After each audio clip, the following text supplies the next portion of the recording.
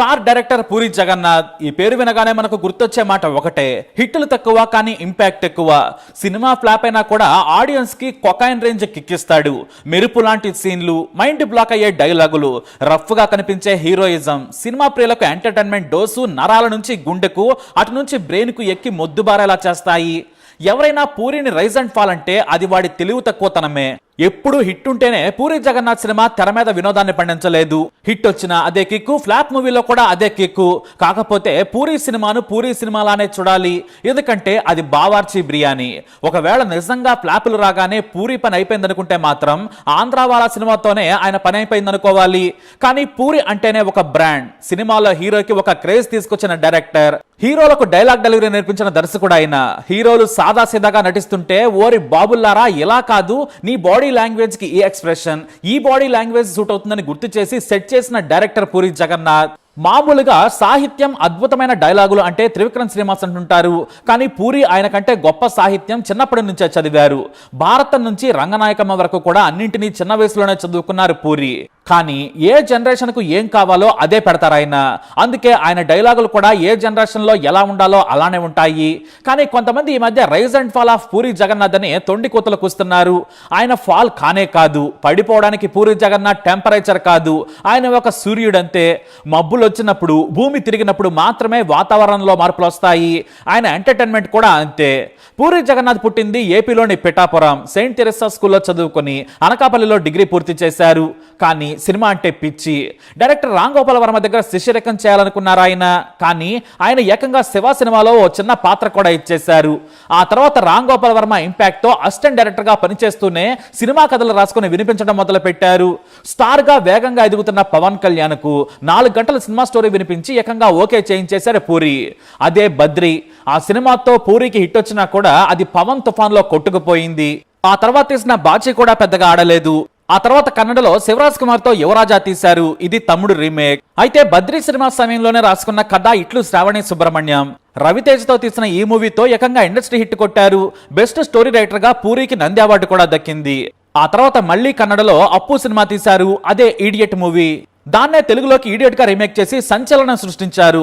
ఆ తర్వాత అమ్మా నాన్న ఓ తమిళమ్మాయి వరుస హిట్లతో పూరి జగన్నాథ్ రేంజ్ చూపించారు.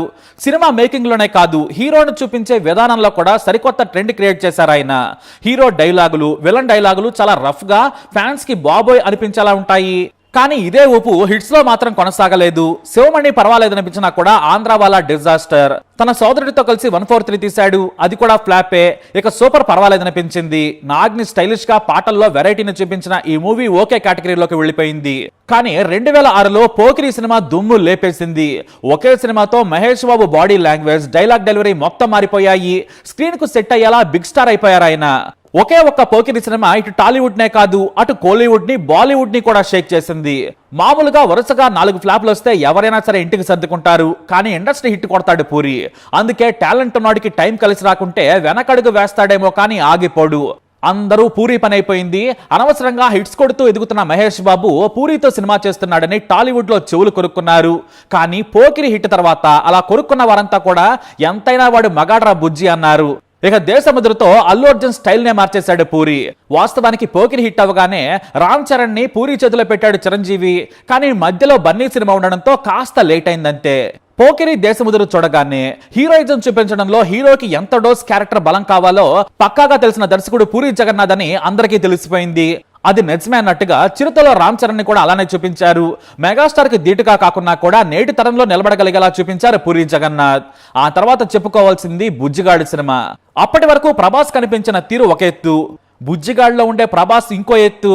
డిఫరెంట్ లుక్ మాత్రమే కాదు, body language, dialogue delivery, action sequence వరకు ప్రభాస్ అదరగొట్టేస్తాడు.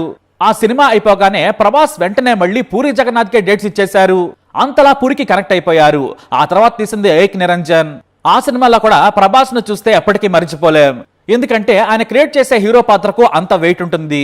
ఇక గోలీమార్ దెబ్బతీసింది. ఆ తర్వాత నేను రాక్షస్ కూడా తుసుమంది. అయినా సరే ఈసారి బాలీవుడ్ కెళ్లి హిట్ కొట్టాడు పూరి జగన్నాథ్.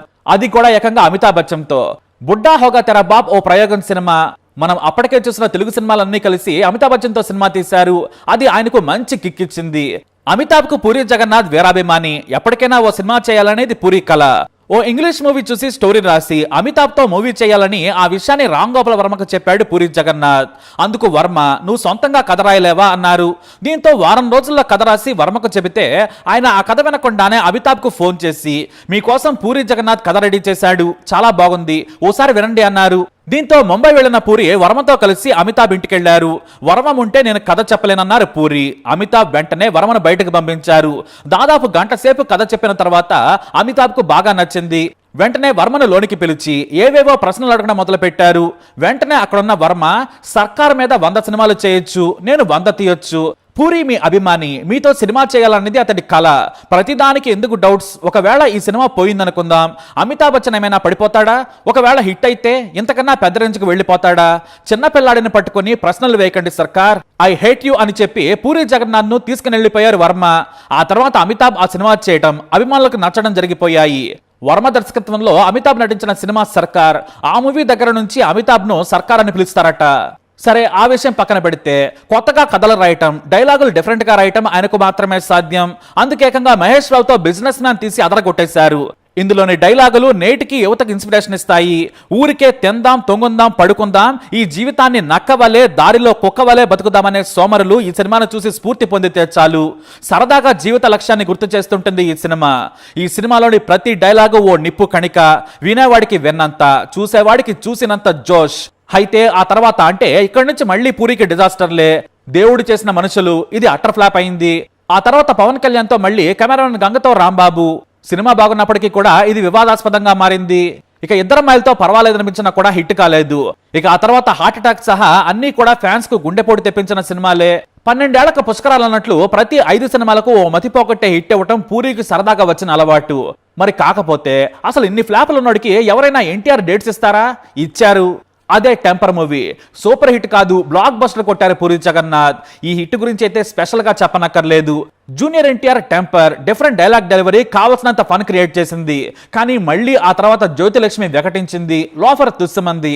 ఇజం గురించి జనం కూడా రిలీజ్ రోజే మరిచిపోయారు.